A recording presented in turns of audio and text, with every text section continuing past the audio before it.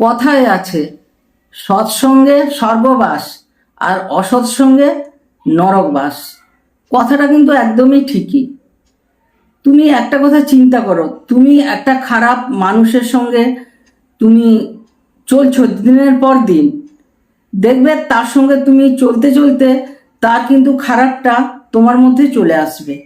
বা সে যে খারাপ কাজ করছে, তুমিও তো ভালো, তুমি ওকে একদিন বললে না তুই এই কাজটা করিস না, এটা করা ঠিক নয়, কিন্তু ও তোমার কথা শুনলো না, সে সেই কাজটাই করলো। কিন্তু দ্বিতীয় দিন তুমি তাকে দেখলে, তৃতীয় দিন দেখলে, তারপরে তুমিও ভাবলে না ও তো রোজ মদ খাচ্ছে বা গাঁজা টানছে, তোমাকে ডেলি ও বলছে তুই একটু খা, কিছু হবে না। তুমি কিন্তু একদিন সত্যি সত্যি তুমি দেখলে যে ও তো রোজ খাচ্ছে, আমি একটু খেয়ে দেখি কেমন লাগে।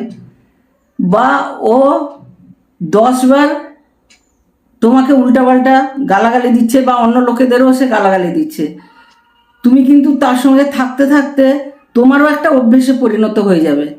তার কথাগুলো শুনতে শুনতে বা সে যে কাজ করছে সেটা দেখতে দেখতে তুমি যতই ভাবো যে আমি করব না, কিন্তু তুমি তার সঙ্গ যদি ত্যাগ না করো, তার সঙ্গে যদি তুমি চলতে থাকো, তাহলে তোমার মধ্যেও সেই জিনিসগুলো এসে যাবে। এইটাকে বলে অসৎসঙ্গে নরকবাস। আর সৎসঙ্গ মানে তুমি যদি সত্যিকারে কোনো সৎ মানুষের সঙ্গে তুমি মেশো, তার সঙ্গে যদি তুমি চলাফেরা করো, তার মধ্যে যে ভালোটা আছে সেটা কিন্তু তোমার মধ্যে চলে আসবে।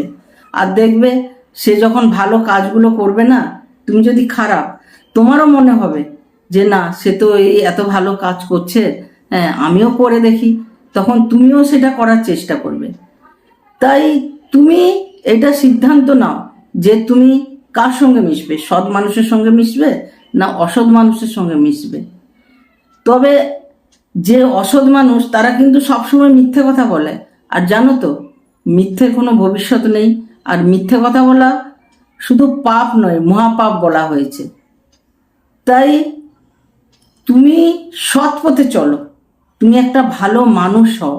জানো তো আমাদের কর্মটাই, আমরা জন্ম যেখানেই নিই না কেন, আমাদের কর্মটা হলো আসল। আমরা যদি সৎ হই, আমাদের যদি লক্ষ্য স্থির থাকে, আর আমরা যদি ভালো কর্ম করে যাই না, আমাদেরকে কিন্তু কেউ আটকাতে পারবে না।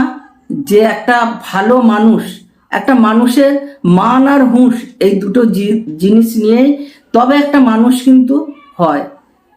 প্রত্যেকটা মানুষকে উচিত সৎভাবে চলা বা ভালো কর্ম করে যাওয়া। কারণ দেখো এই শরীরটা কিন্তু আমাদের সব কিছু না।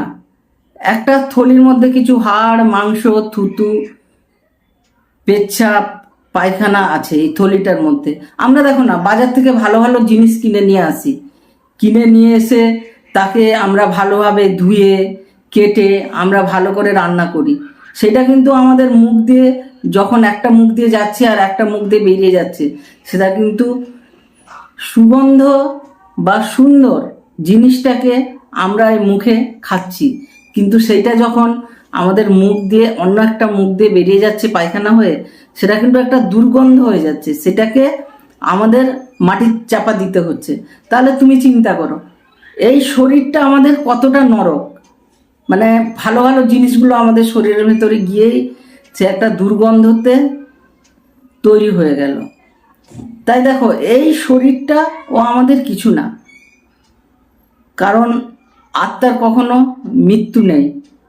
তার কারণ একটা পোশাক তুমি পরে আছো, সেই পোশাকটা পরতে পরতে সেটা পুরানো হয়ে গেল, ময়লা হলো, তাকে তুমি কাচলে, সেটা পুরানো হয়ে গেলে ছিঁড়ে গেল, তাকে তুমি সেলাই দিলে, আবার সেইটাকে তুমি যখন পারলে না আর চলছে না, সেটাকে তুমি ফেলে দিলে, ফেলে দিয়ে তুমি তখন আবার একটা নতুন পোশাক এলে পরলে। সেরকম আমাদের শরীরটা আত্মার সঙ্গে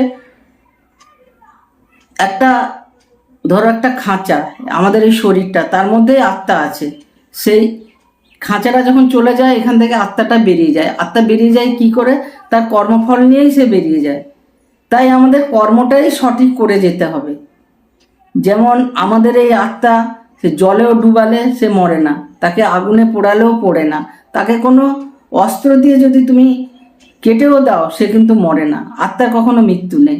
কিন্তু তোমার যদি কর্ম সঠিক হয়, তুমি যদি সৎ মানুষ হও, তাহলে দেখবে তোমার যেখানে আবার জন্ম হোক ভালো হবে।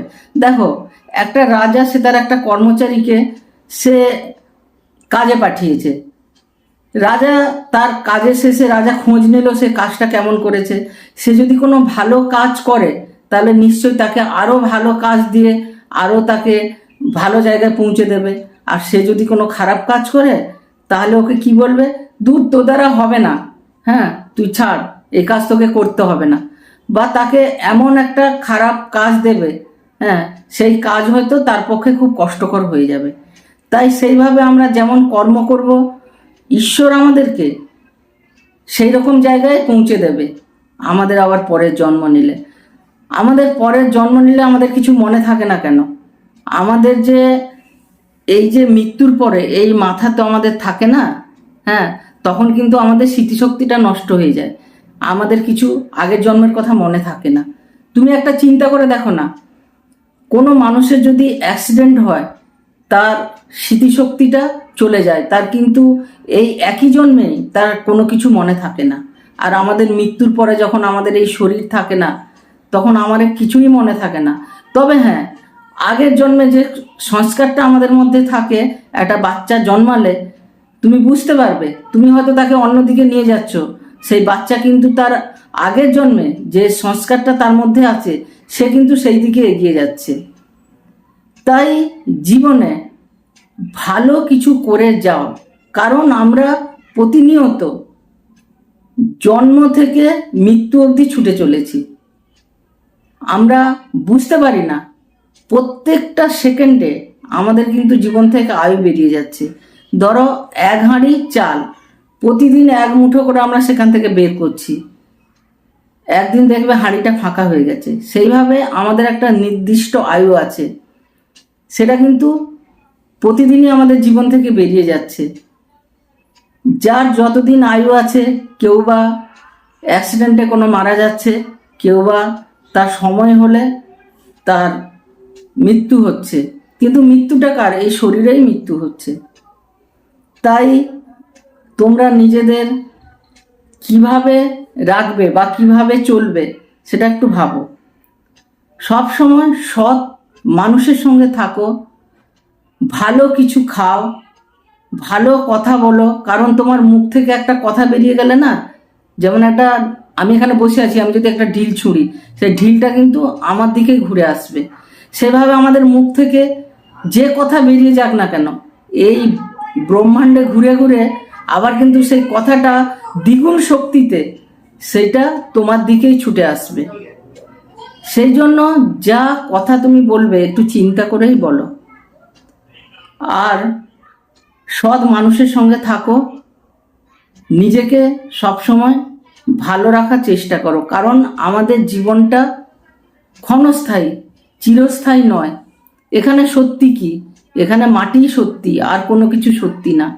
আমি মরলে, তুমি মরলে, গাছপালা পশু পাখি যা আছে তার মৃত্যুর পরে কিন্তু সে মাটিতেই পরিণত হবে। তাই এখানে মাটি সত্য, আর অন্য কিছু সত্য না। আমরা জন্ম থেকে মৃত্যুর দিকেই ছুটে চলেছি। আমরা এই পৃথিবীর অতিথি, মালিক নই। এইখানে আমি শেষ করলাম। আমার এই ভিডিওটা যদি ভালো লেগে থাকে তাহলে একটা লাইক দিয়ে আমাকে উৎসাহ দেবেন, আর এই চ্যানেলটাকে সাবস্ক্রাইব করে দেবেন। আর আমার যদি কিছু ভুল হয়ে থাকে তাহলে আপনারা আমাকে কমেন্টে জানাবেন, কারণ আমি এই ইউটিউবে নতুন ভিডিও করছি, আমার ভুল হতেই পারে। আর আপনারা সবাই সুস্থ থাকবেন, ভালো থাকবেন, এই বলে আমি শেষ করছি।